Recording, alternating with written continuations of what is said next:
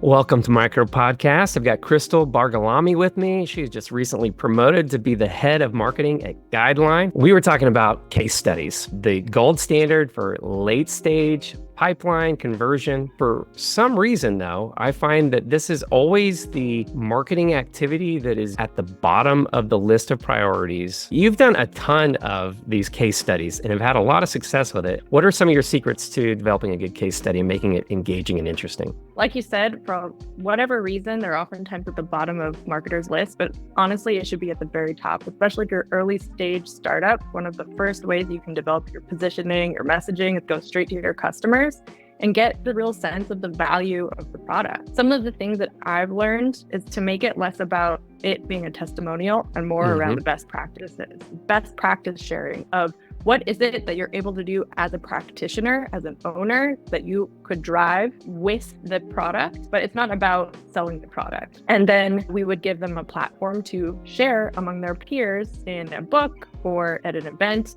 where we've helped them create the story. You know, what I love about that is that you're also making the customer a hero. So it actually becomes a showcase piece for them as well and how they solved this problem as opposed to just talking about your software or trying to sell your solution. You mentioned earlier that you had a secret hack to always getting the best quotes and responses on a case study. I was wondering if you'd be willing to share that hack with us. There's one question that I always recommend people ask in their case studies. What's one word you would use to describe your company? And they'll usually pause, let them simmer in that silence. They'll come back with a one-word zinger that boils down the essence of the value of your product. And then the second follow-up question is, why is that? And then they will deliver the most beautiful quote that you could imagine. This one question has yielded some of the best customer quotes, but it can become really valuable brand fodder for your brand team, for creative campaigns, because what you've been able to surface from your customer is essentially your brand value through your customer's voice. And I think that is one of the most valuable things that you can have as a marketer.